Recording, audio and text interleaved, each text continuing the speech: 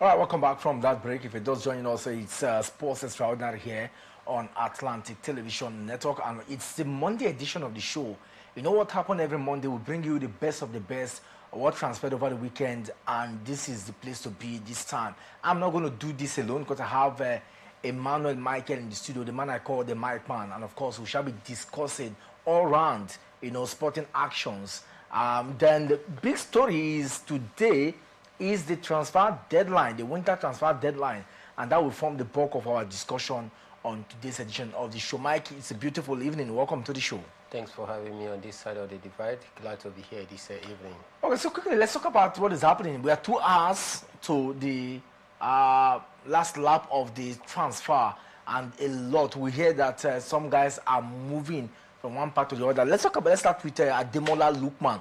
Ademola Lookman, finally have done his medicals with Atletico Madrid.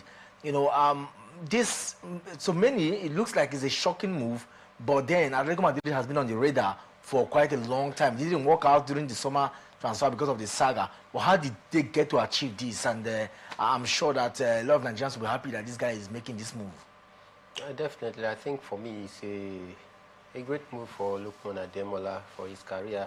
It's been a big heap of activities in the transfer window leading up to the ending of the transfer window night, and you always expect a big heap of activity, especially at this time moment as clubs scampering to get the players of their choice.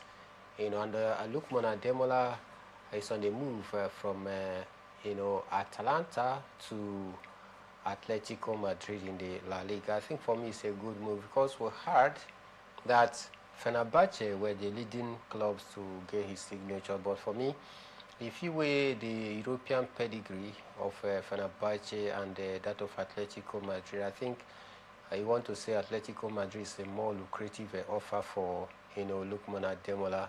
And then again, you talk about the salary wage. After the whole thing, he will be earning almost thrice of what he earns at Napoli at Atalanta compared to what he would be receiving at Atletico Madrid. So for me, it's a good move for him because Atletico Madrid, they are, European powerhouse. Though they have not won the UEFA Champions League, but you've seen their exploit. They've gotten to the final, all right, and consistently you see them qualifying for the UEFA Champions League final. So we'll be seeing Lookman Ademola with the, kit of, Atletico Madrid. I think for me, it would be a nice one to see him, in the jersey of Atletico Madrid fighting for the La Liga, because Atletico Madrid are more like a bridge between the duopoly of Real Madrid and the Catalan-based giant club, talking about Barcelona Football Club. So we saw the exploit of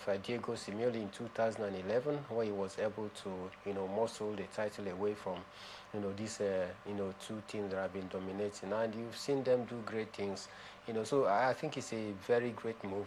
We heard that the price range was about 40 million euros, which for me I think is good business for Atalanta, though they've been very stiff-necked about letting Lookman Ademola go, which is one of the reasons that actually caused some sort of disagreement between Lookman and Atalanta, where he ran away from the club, refusing to train, but after some time, they had to resolve the whole issue before he came back. So for me, I think he has paid his dues with this Bergamo-based club, talking about Atalanta, winning the Europa, scoring hat-trick in the final. He's one of their consistent players. Ever since he moved to Atlanta, I think he's been a fan favorite, and I think for me, this move is a very nice one for his career. At 28, you expect him to get to such club where at least he will be playing regular Champions League and then also competing at all front against some of the big guns in the La Liga. So a lot of us will tell you that the effort of Ademola Lookman moving to Atletico Madrid was fast-tracked because of the reduction in the transfer fee, because initially, more like a punishment to him, they kept it at a level that no team even wanted to prize. So, but don't you think that this devalued the personality of Ademola Lookman? Or you think that regardless of the transfer fee, Ademola Lookman will work his way back to making it higher in subsequent move? I think for me, he has, more gains than loss, leaving, the Bergamo based club, talking about Atalanta. It was in the, more like Atalanta were trying to, of course, maybe punish him because of the attitude or whatever. But then, and that is why they had to up the price, to a certain height that, clubs were scared. Even Inter Milan, that was supposedly coming for his signature, even after he had even concluded, personal, plans individually with the club. But then when he get to the price tag, Atalanta actually had to even increase the price, and that is why Inter Milan rather pulled out of that deal. That's 5 million difference. Yes, but for now, if you take a look at, the price value might not be that huge, Yeah. all right, but you talk about the personal salary, Salary, which the is going wage to go to the purse of the player himself. I think it's good because he's earning about 2 point something million pounds for annual in Atlanta, but then now that he's moved, he'll be earning about 7 point something million pounds, which is triple, the personal wage of. So I think for me, it is only time Ademola Lookman is going to pick up from what we know of him or for what we've seen of his game. And then the La Liga is a more lucrative league where he can even also further explore his talent. Don't forget that after the English Premier League has been rated one of the best league and toughest league in the world, La Liga comes second, and that is to tell you that his move to Atletico Madrid is a very nice one. The move is a very nice one. We heard that Zinchenko yesterday announced. Okay, Arsenal announced that defender Alexander Zinchenko has left the club to join Ajax on a permanent transfer. Zinchenko was recalled from his loan at Premier League Nottingham Forest, and the Ukrainian international struggled for regular game time at Forest, and his contract at Arsenal was up in the summer. However, Ajax are willing to buy out the remaining 6 months of his deal at Arsenal. So it's a good deal for him.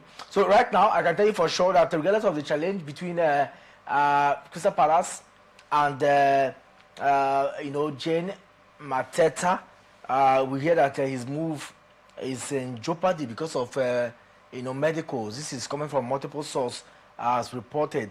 We also hear that Sheffield United, they are launching a shock loan move for Manchester midfielder Kevin Phillips. You remember him? And then Jeremy Jacque having Liverpool medical before 60 million euros summer transfer from Renault. So let's get to see how that will go. Newcastle also, they are insisting that they will not allow Sandro Tonelli to move to Arsenal.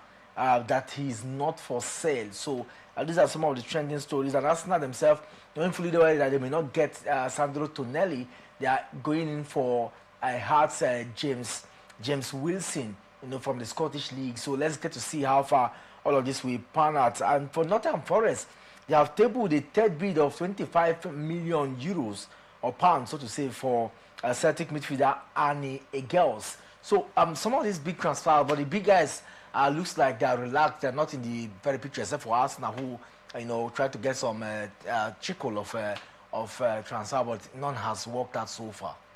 Yeah, I think for some of the big guns, especially in the English Premier League, Chelsea were the leading candidate to get the signature of Jacquet, but then the player himself considered moving to Liverpool, even when he was close to heading to Chelsea, but then he had to weigh his option about his chances of being in the first team starter. Then he discovered that Chelsea already has an overbloated squad. And you take a look at that back four for Chelsea. There is, Fofana there. There is Trevor Chalobah. There is also Bedashil. All right. Then he also talk about, there is one defender that is currently injured, but he's back with Chelsea. So they have about 4, key starter in that back line. So he considered it and see that he might not just get the regular playing, shirt, and that is why he considered to, head to Liverpool. And Liverpool, I think they've completed that deal about 60 million euros for Jacko. He's a very good defender as well. You know, Virgil van Dijk and Konate has been the backbone of Liverpool defense for many years right now. And Konate just few weeks ago lost his father, and then there is this rumor that Madrid are possibly looking up for Konate. It's just that they don't want to make an express bid for him. They want to wait, relax, and his contract expire, which has become the norm for Madrid, of Madrid right now. They don't just move to get you for whatever price, though they have the money, but they don't spend it that way because Madrid is a brand.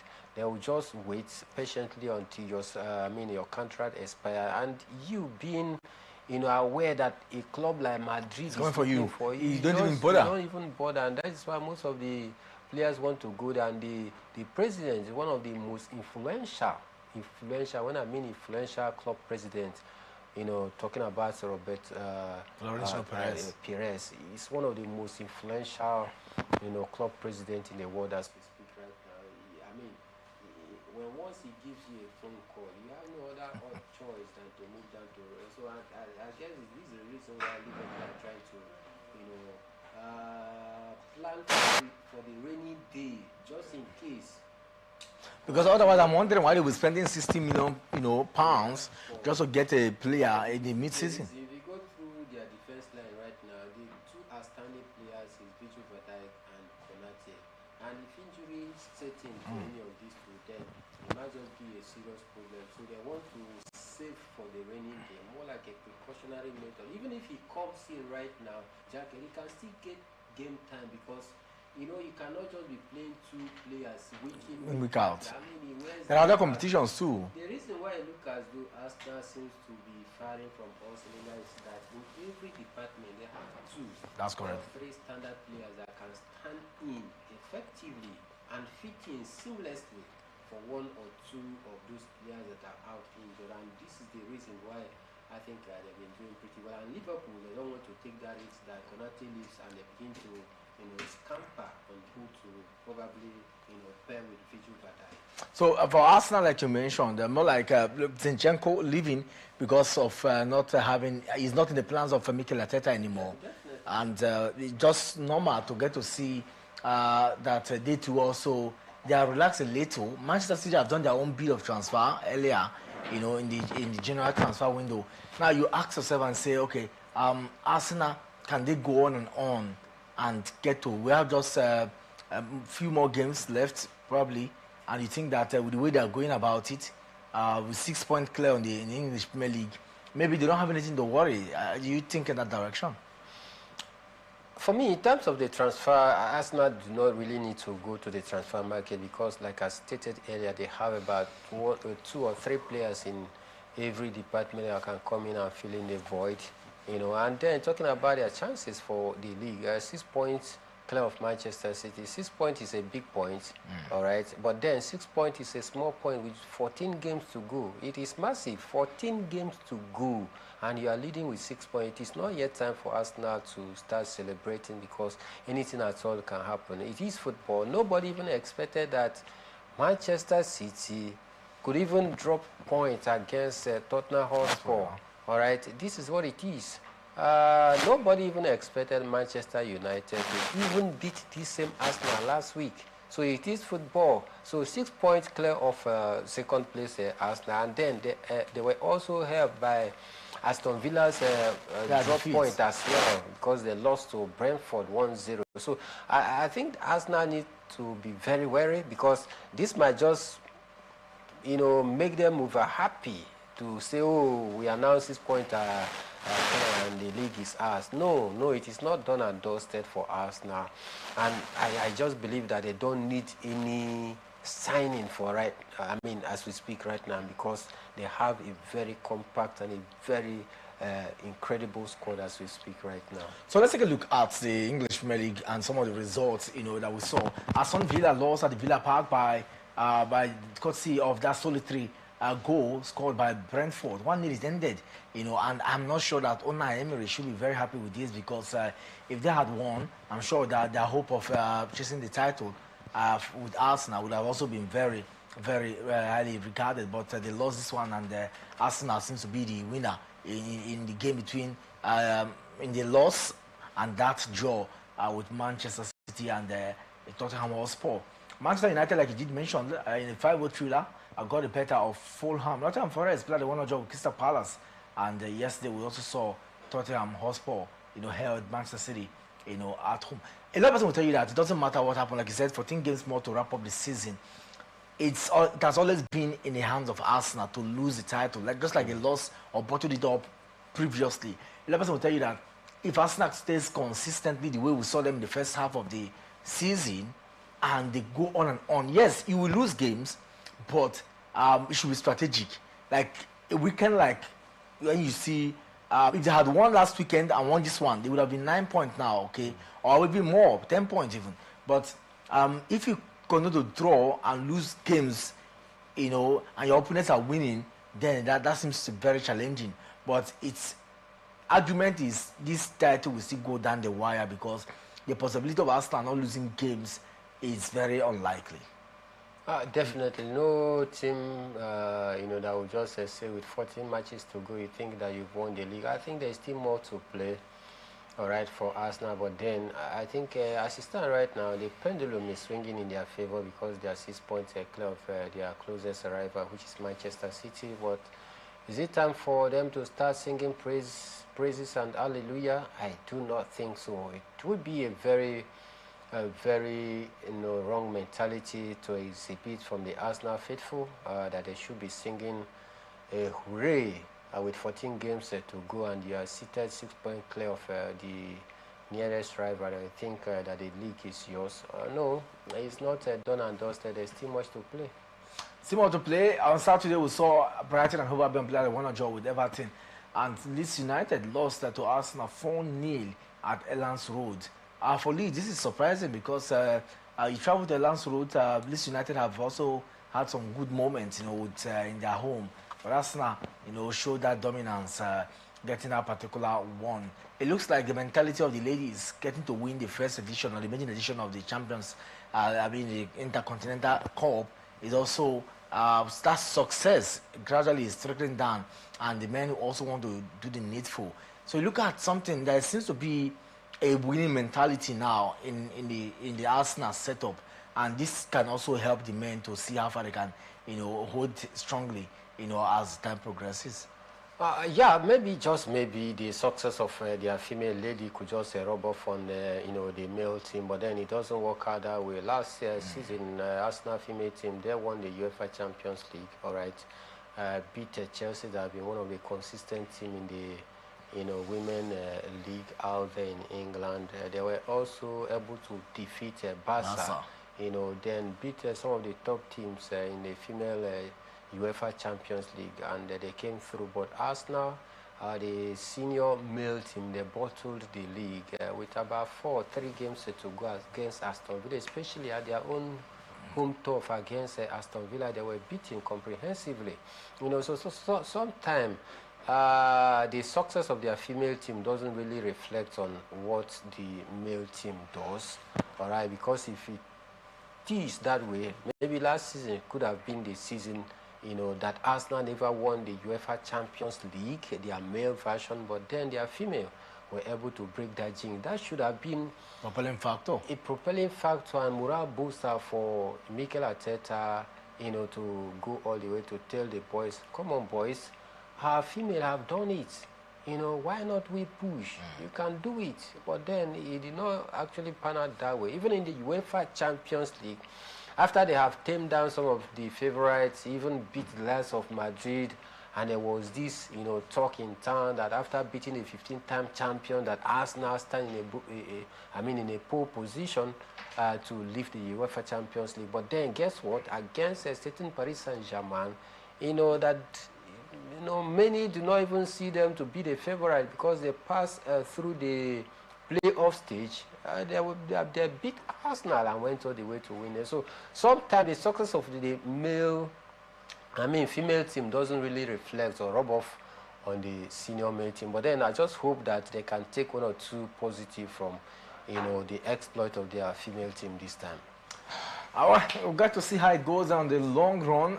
Can Arsenal really leave this title? The cup is in their hands, and what they do with it matters so much for the fans. So they are always very excited. Very excited. You see themselves already winning this season, and obviously it's long overdue, isn't it? More than 20 years since they last, lifted that trophy.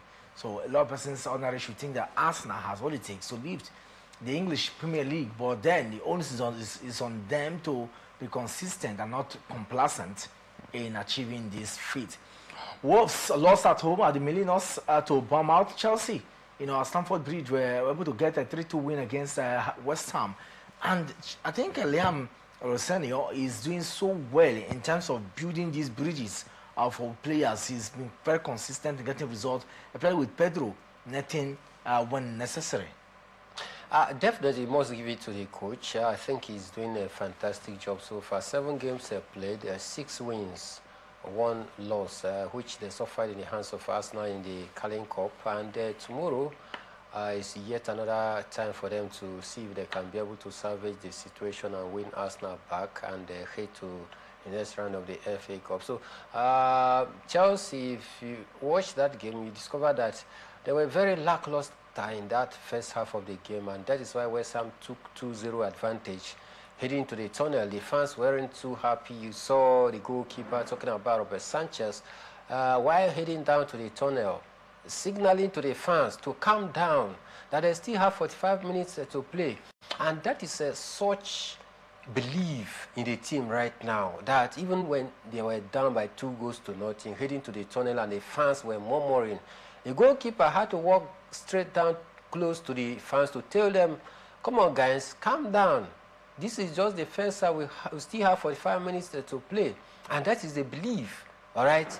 If teams could have such belief in themselves to say, okay, even if when we are down by 2-0, we can do it, then that is the winning mentality. Just imagine if about 4 or 5 Chelsea players has this kind of mentality, that they were down by 2-0 heading to the tunnel, and the fans began to get wary and agitated.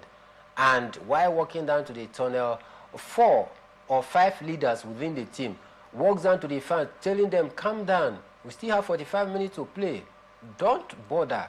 And they still came back to deliver 3 goals to 2. And with such confidence in the team, I mean, it tells you a whole lot about what Liam Rosenio has brought into it. Not that he's that tactically excellent per se, but then he's doing these little things. He has been able to create a unifying factor. There is this seamless, more like a Siamese twins relationship between the players and the coach. He might not be the best of the coach that has the best of the tactics, but then he just knows how to talk positive to these boys. They're telling them, guys, we can do it. Don't give up hope. Let's fight for each other. Fight for every ball that comes your way. Even if you are down by 3-0, just believe we can do it. We have the squad. When you speak to players with this attitude, I mean, the players will be ready to empty all on the pitch of play. All right, and that is what they did on the. So I think the man is doing pretty well for himself. And this Chelsea side, if they continue this way, maybe they might not finish just within the top 4, but then can be able to push further to see if they can, even get close to fighting for the league. With 14 matches to go, it is not done and dusted. With 14 matches to go, truly, it is not done and dusted. Another team hoping they can get a UEFA Champions League slot is Liverpool. Some things that some Liverpool fans I've talked with said they've given up hope on the title. But then we'll see how 14 games to play, like you said. You look at Liverpool, maybe their hopes is just to get a Champions League slot. You think with this 4-1 win over Newcastle, that feeling of we can still fight for the title, defend it, is still in them? Well, for Liverpool, you cannot write them off the title chase. I mean, they are among the top guns out there still heading for the title. This same Liverpool, don't forget last season, was it early this season? They went about 9 straight games without a win. All right? So by now, if it was a club that doesn't have that long suffering to be patient enough, they should have sent him sacking. So if a team like Liverpool can play up to 9-10 games without a win, it tells you that it can happen to any team. This Manchester City that seems to be gradually crawling back. Don't forget that they had their own worst, moments where they were just playing games, and it looked as though they weren't even going to make it to the top four. But lo and behold, where they find themselves today, it is football. It happens, and it will continue to happen. And this is why we love football, because it is very unpredictable. Just a few hours ago, you had some of the Citizens fans, lamenting, saying that maybe just Pep Guardiola is trying to sell the league to, his prodigy, talking about Mikel Arteta, and that is why he conceded 2 goals after going 2 goals up. In fact, some of them have considered that they are not going to watch football game again for Manchester City, that they will rather watch horse race, than watch Pep Guardiola continue to gamble. So football, I mean, anything at all can happen in the world of football. Why do you think these games are gambled? I truly do not believe that the game was gamble, because for Pep Guardiola, looking at the caliber of a coach that I've known of him right from his time at the La Masia, he loves winning. All right, the man doesn't take joy in losing any game, so you don't expect him. I mean, a manager that won 4 straight English Premier League, including the UEFA Champions League and Club World Cup, without relenting, and you think that he'll be happy, after going last season without winning a trophy. You think that he would be happy to concede or just give or hand the league title to Arsenal in a platter of gold. No, I don't think that. Okay, tonight, Sunderland, the Stadium of Light, will host Burnley in a very tricky game. Burnley, they are 19th on the log. They've won only 3 games this season, as compared to Sunderland, who are seated 11th, having won 8 games. So tonight's game will be very, very huge for Sunderland. They will need to win to get 36 points, moving on to up the ladder. Can they achieve that? If they get to win, they will, surpass Newcastle United, who are in the 10th place. So for Sunderland, they need to win today, and they hope that they can climb at least to the top 10. And then you get to see a side like Burnley, who also struggles. They're hoping that they can win today too, to at least record more wins, and they see how far they can maybe elevate themselves to 18 points, on the log. This is where most teams want to play the spoilers. Only they know that they are not fighting for the league, neither are they fighting for European sport, but then they are fighting to stay afloat the English Premier League, and this is why it will be pretty difficult game tonight for Sunderland. They will be playing at home. We've seen Sunderland this season, the only team still remaining unbeaten at home so far this season. So I think they want to maintain that record, but then Burnley can actually burn Sunderland at the Stadium of Light if care is not taken. Let's see how it goes, and we'll keep our finger crossed on that one. Real Madrid in the La Liga Santander, struggled to get a 2-1 win at home against Rayo Vallecano in that encounter yesterday. Rayo, was also Real Betis defeated Valencia 2-1. Getafe played a good draw with Celta Vigo, and Athletic Club played a 1-1 draw with Real Sociedad. Real Oviedo defeated Girona 1-0. Osasuna played a 2-1 draw with the Yellow Submarines of Villarreal, and then Levante played a goalless draw with Atletico Madrid. Elche lost at home to Barca on Saturday 3-1, and then on Friday we saw Espanyol lost at home there, to Deportivo Alaves. Tonight it will be Mallorca that will take on Sevilla. The battle, the 2-horse race between Madrid and Barca continues, and for Barca, all they need to do is just continue winning and hope that Madrid can continue to be the chasing pack. Yeah, definitely. I think it's that time and moment where Barca need to step up their game, because Madrid are not really, happy with the performance of the team generally. Although Abelua has come and he seems to be steadying the ship, but not that convincingly. So I think what Barca need and Hansi Flick at this point is just continue winning their game. But disappointingly too, they lost one of their key players to injury, and he will be out for about 2 or 3 weeks. Talking about Rafinha, the Brazilian have been very, very efficient and effective for the Barca side, and it's going to really affect the performance of Barcelona. But then I believe Dr. Marcus Rashford can be able to fill in that void, and I just hope that Hansi Flick can continue to flick this team around to continue to get the positive result to start. No, because Madrid, if by peradventure Madrid, usurp them at the league summit, it's going to be a very difficult one because they wouldn't want to lose any game, knowing fully well that if they lose any game, it is to their own detriment. So Barca just need to continue, getting positive results and see how things pans out. All right, let's move to the Serie A because Udinese will be hoping to take on AS Roma tonight in a very tricky game. I've looked at Udinese themselves.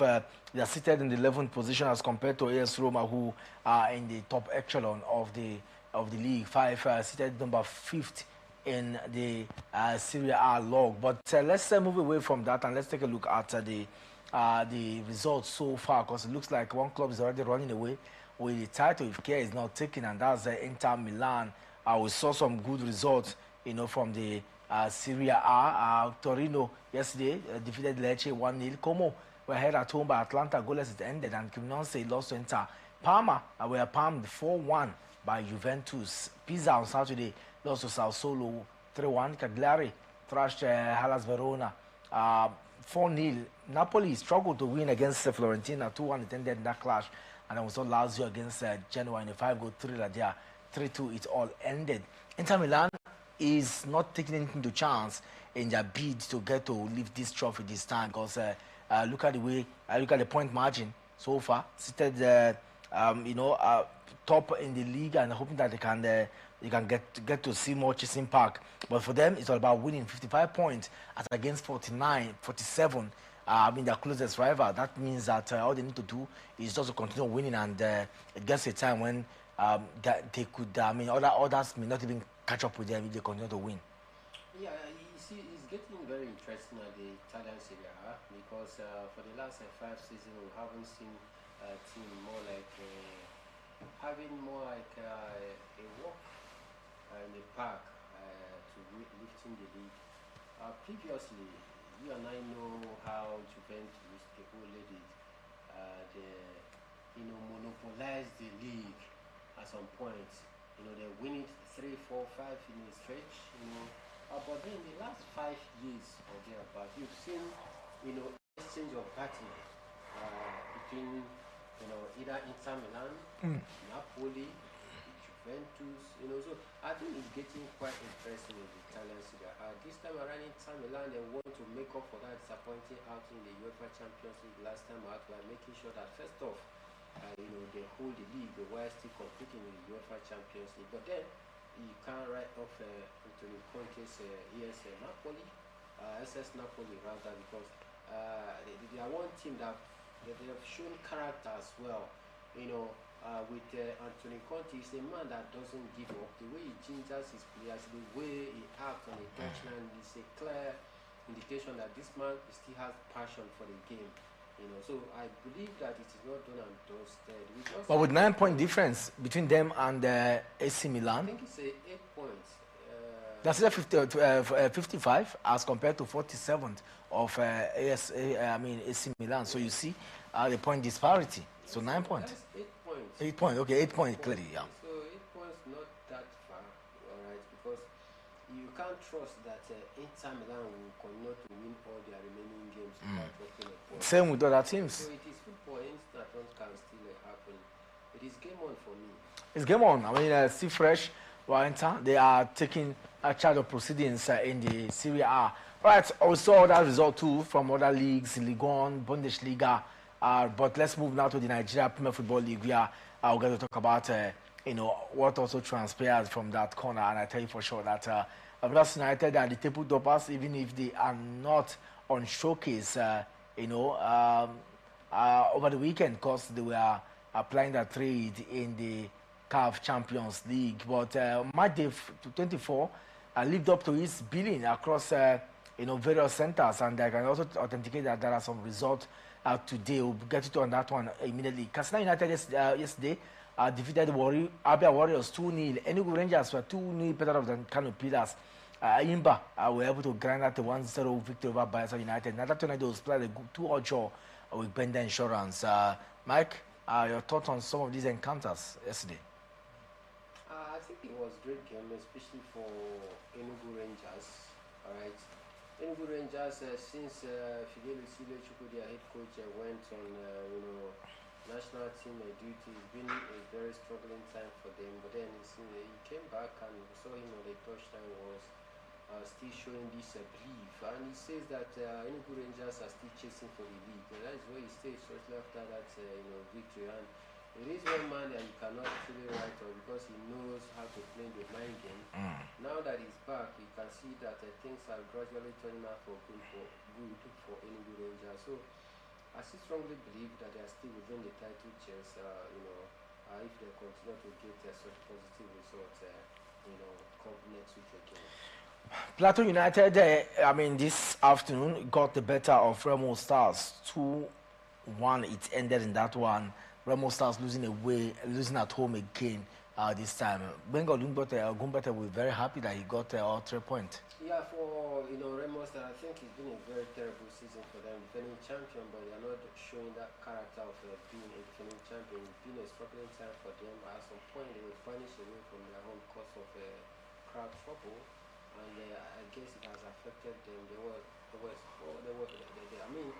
also some weeks ago where we had a report that the head coach is about to step down, but then at the end of it all, we did not really hear anything about that again. So, but then I think not beefing up the squad, that winning squad, letting some key players leave without buying complementary players that is going to add up to the squad has really affected. We understand that it's a privately owned club, but then you can also manage in a way that you sell players, you take little from the chunk that you've made, and you get to buy some players. Don't forget that they sell their players, they export their players off the shores of Nigeria. It's not just selling their players to the Nigerian Premier League. They export it outside the shores of Nigeria, and they make huge money. So if you can sell players for such big money, why not take little from that money to buy, some player that can also, add value or close in the gap? But they solely want to depend on academy. You understand? Yeah, it is a good thing you are trying to build from the academy, but then at a certain point in time, you definitely know that these academy boys, they cannot be up there just like they already established players. So there's need for you to, mix them, more like blend them, a blend of experience and a blend of the academy boys. Very unfortunate, moment for defending champions, Remo Stars, because it's not been a very palatable season for them. Barwa FC, they are in Kano. We are 1 better off than Ikorodu City.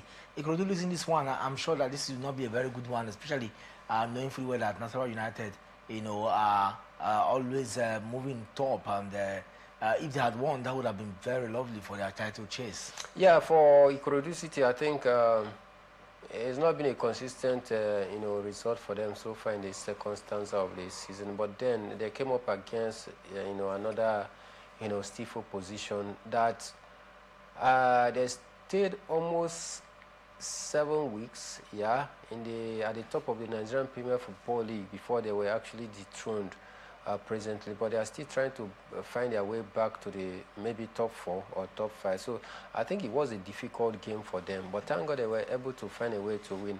And I think it is the beauty of the game. When you can't accurately predict any team that can win a match on any match day, it is a very healthy one for the Nigerian Premier Football League. Very healthy one. Kwara United were 2-1 better off than Warriors today. Also, and the game between Academy Warriors and Kun Khalifa was postponed. And so the Nigerian Premier Football League continues, but Rivers United themselves were not in action. As it is simple, they were playing their match 4 in the CAF Champions League, and that resulted not a very good one for Rivers United, because they lost by a solitary goal at the the nest of champions in Uyo. What is going on with Rivers United? Finidi George making a lot of excuses, but then the truth is Rivers United have not shown promises like a team that really want to show, especially the top leaders in the Nigeria Premier Football League. I think Finidi George needs to take full responsibility. He is the coach, and whatever happens to a team, the coach is often held responsible or accountable for the poor performance of the boys on the pitch of play. Though he wasn't inside the pitch to play, but then his instruction always play key roles as a manager. He also admitted that the team had a very poor start to the game. All right, having admitted that, when you guys went to the tunnel for the second half, why didn't you correct those errors? So I think for Rivers United, it's been a very difficult. Their real problem is that they find it difficult to score goals. All right, I listened to Finidi George talking about the fact that have a very solid defense. In fact, when the draw was made, I was taken aback when he granted an interview saying that he believe that they are going to go far and do their job, that they have a very solid defense. I was like, no. All right, so I understand you need to have a very good defense, but then you need to work on this goal scoring, because if your strikers are not productive in front of goals, it becomes very difficult. You can't just continue to defend and you think you're going to challenge to win a major laurel such as the CAF Champions League. So I think the problem is with Finidi George. I know he also talked about the fact that they need a massive recruitment to get quality players after this season, but then you still have some quality within the ranks that you can also transform. This is why you are a coach of the side. And yesterday's result was such devastating and heartbreaking that you played 4 group games in the CAF Champions League. You lost 3. Out of those 3 that you lost, 2 At home. At home. 1 draw away. And that is quite disappointing, because if you cannot win at home, then it means that even the remaining 2 matches, there is no hope that you are going to get any point. And so it's as good as saying that Rivers United are already out of the CAF Champions League.